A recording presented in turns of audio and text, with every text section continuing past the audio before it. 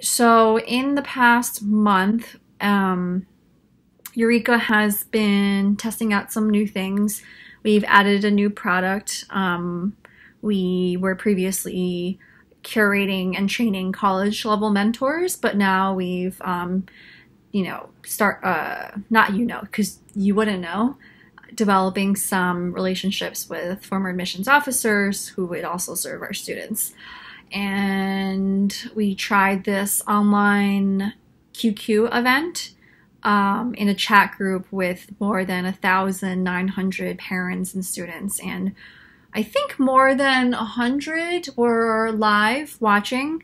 I mean, not watching, listening. It was sent through, the event was done through audio bites.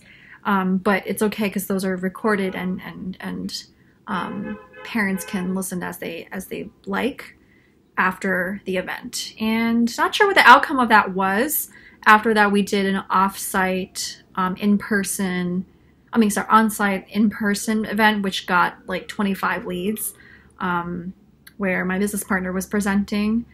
And, it's easy to say that the online marketing event didn't have an effect and lead to leads, whereas the offline event did lead to leads. But you never know. Parents, when they see that you're connected to an admissions officer, they see more credibility. So what I'm trying to say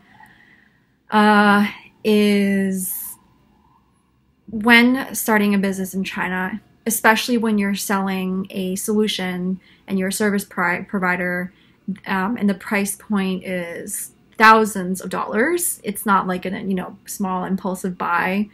You really need to earn the trust of people and of your potential customers, and that trust is not earned, as we've learned the hard way, through the internet. That's just not how things go. If you want to make a sell, you really have to meet with your potential customers offline, and that's a huge cost, but you get way more leads and potentially more converts that way, because just Chinese people don't really trust the internet.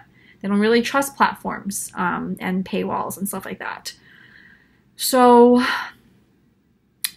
our strategy going forward, a couple months ago, I think the biggest progress we made is that a couple months ago, I really didn't know what our strategy would be. And right now it's still not very clear. We are a solutions provider using this online platform. That's not really super robust yet. We didn't really know where we would take that. But right now I think our strategy is mostly acquiring users, which we can then, depend on to improve our product, improve our service, and recruit whatever number of people and QC them in whatever number of way under a certain system. Because in the education industry, I've noticed that a lot of it is just about user acquisition. And in order to do that, you can do these marketing events offline, or you can rely on online marketing events. And I think our strategy is more refined now. After talking to like a more seasoned, local entrepreneur, we think that we might start to focus more on social media, having a very clear social media strategy, and producing interesting, entertaining, informative, value-adding videos would probably seem to win over the trust of people online watching. So it's not really like making a hard sell or neither a soft sell. It's just showing them that you're real, adding value, and then taking the conversation to an office after that. So yeah, the summary is that what we've learned in the past year and a half through hard way and trial and error is that in the education industry for Chinese parents and students, the stake is high. Parents are going to when they make the decision, it's very important to them, and they won't, spy your service if you're just if you just have an online presence. It has to be you have to have an offline presence, like an office, to show that you won't run away with their money, so to say. And better yet, if you can pull it off, make it some sort of a hybrid of offline and online marketing strategy. Yeah, so I think that'll be the focus for the next couple of months. It's pretty straightforward, right, Flipsy? Just focusing on marketing, and I guess producing content, making videos is really an extension of product, but it'll most likely be free, or most of it. And generally, I feel a little bit better. It definitely helps to have some sort of mentor in the industry who's been through this kind of journey, they're more seasoned and they kind of know what they're doing, who's also a local and has more connections with, your target customer. So our target customer is actually not necessarily a student, but the parent, because the parent's the one who's forking over the money. Students don't have money. They ask their mom and dad for money, and the mom and dad has to approve. So therefore, we brought on a mentor who is much more connected to parents in China, because she's a parent herself. And from hearing her perspective, I think will be very helpful for us. You're so cute.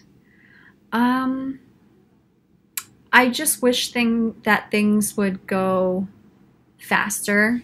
And I know that time and time again, they say that when you're starting a company, it's not an overnight success.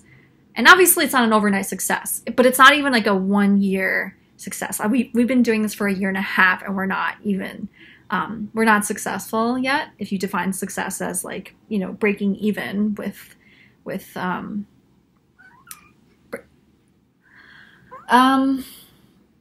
not a 1-year thing. Success. It's not a 2-year success. It's probably going to take several years before there's actually, before things actually get off the ground, because right now they're still not off the ground. But we learned some things along the way. And I guess the biggest thing in starting a international business, as with any business, whether it's domestic in the States or whatever, is to just be patient. Yes, you should be efficient and try to move things along quickly, but it's not a linear path, or it hasn't been one for us. And you hear about, all these companies, and I can't help but compare myself and my story to all these companies that are being published on TechCrunch, and they're already making like $1 million revenue in like their first year or like their second year. And I look at myself, and we're not at that point or even close to it. And I think that's okay. There are actually several things that bother me about what I'm doing. One, I don't even know if it's my life calling. 2, it bothers me that we're not entirely innovative. It's really hard to innovate, to make something truly, truly new. But then again, you can make something innovative and new, but that doesn't add value and people don't want it, and just waste a lot of time and money. But it's reassuring that we've helped a couple of people and students along the way already, and definitely changed their lives and the trajectory of their lives. And that positive feedback has been the thing that's keeping me or us going. And I guess it makes sense to just have faith that things will eventually work out, although it may take some time. And I should just make my best effort to keep a structure and a routine, to write down monthly goals, and just to keep going. Even when, it's not like we're not making money. We are making money, but even when we're not making a lot of money, and we're not profitable, just to keep going. Even when we're not innovative and, we have tons of competitors, and it's such a turnoff when the market is like totally saturated, but you just have to keep going. As long as you're serving people and helping people and adding value to other people's lives, you have to keep going because your business will have.